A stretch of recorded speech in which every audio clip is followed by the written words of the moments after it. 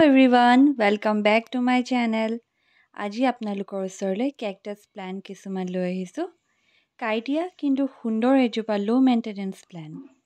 এই প্লান্টকেইটা যেতিয়া মেচিউৰড হৈ যাব তেতিয়া ফুল দেখিবলৈ পোৱা যাব।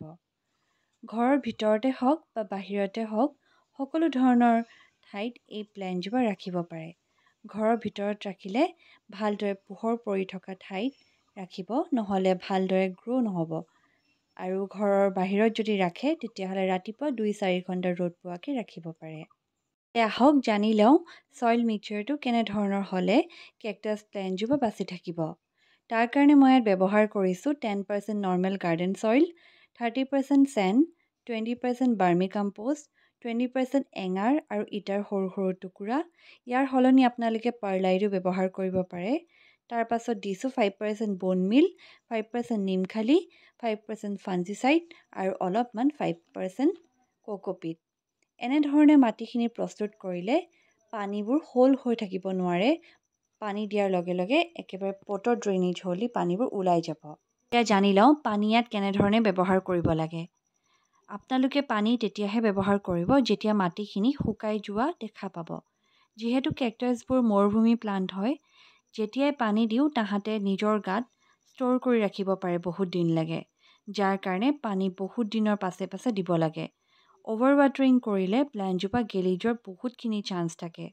যিহেতু তাহাঁতৰ নিজৰ গাতে হোল্ড কৰি ৰাখিব পাৰে পানীখিনি, যেতিয়াই তাহাঁতক প্ৰয়োজন হয় পানীৰ তাহাঁতে নিজে লৈ ল'ব পাৰে তাৰ পৰা। সেইকাৰণে বেছিকৈ পানী ইয়াত ব্যৱহাৰ কৰিব নালাগে। তাৰ কাৰণে পটবোৰ সদায় সৰু সৰু চিলেক্ট কৰিব, কাৰণ কেকটাছ এজোপা শ্ল' গ্ৰ'য়িং প্লান্ট হোৱাৰ লগতে শিপাবোৰো বহুত বেছি নাবাঢ়ে। যদি পটটো ডাঙৰ হোৱা যায় তেতিয়া ইয়াত মাটিও বেছি থাকিব আৰু পানীও বেছি দিয়া হ'ব, যাৰ কাৰণে কেকটাছজোপা সোনকালে গেলি যোৱাৰ চান্স থাকে। যেতিয়া ডাঙৰ হৈ যাব তেতিয়া ডাঙৰ পট ইউজ কৰিব পাৰে, কিন্তু ফাৰ্ষ্টতে নাৰ্চাৰীৰ পৰা আনিয়েই প্লান্টজোপা ডাঙৰ দেখি ডাঙৰ এটা পটত আপোনালোকে লগাই নিদিব।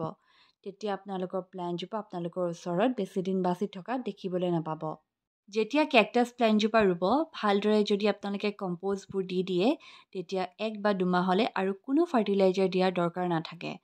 তাৰপিছত যেতিয়া আপোনালোকে ফাৰ্টিলাইজাৰ ব্যৱহাৰ কৰিব, চিউইড লিকুইড 1 ml লৈ 1 লিটাৰ পানীত মিক্স কৰি সেয়া স্প্ৰে' কৰি দিব পাৰে।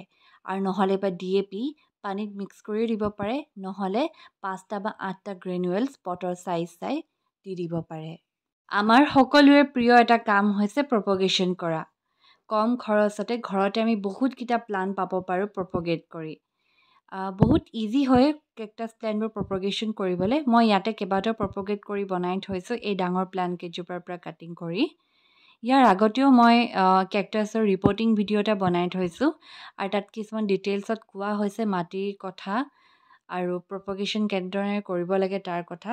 আপোনালোকে ইচ্ছা কৰিলে মোৰ চেনেলত গৈ সেই ভিডিঅ'টো চাব পাৰে। আৰু লগতে ইয়াত এজোপা কেকটাছ দেখিছেনে, বগা বগা ৰুটছ হিচাপে ওলাই আছে। এই ৰুটছখিনিতে কাটিং কৰি মাটিত পেলাই থ'লেও এজোপা নতুন প্লান্ট আপোনালোকে পাব পাৰিব। খুব ইজি হয় কেকটাছবোৰ ৰিপৰ্টিং কৰা বা প্ৰপগেশ্যন কৰা, কিন্তু প্ৰপগেট কৰাৰ লগে লগে আপোনালোকে পানী ইয়াত ব্যৱহাৰ নকৰিব। অলপ সময় এই প্লান্টজোপাক ষ্টেবল হ'ব দিব, তাৰপিছতহে ইয়াত পানী ব্যৱহাৰ কৰিব বা ৰ'দলৈ আপোনালোকে প্লান্টজোপা উলিয়াই দিব পাৰিব।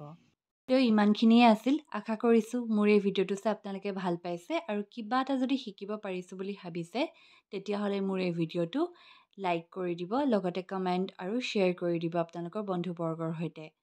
থেংক ইউ ফৰ ৱাচিং।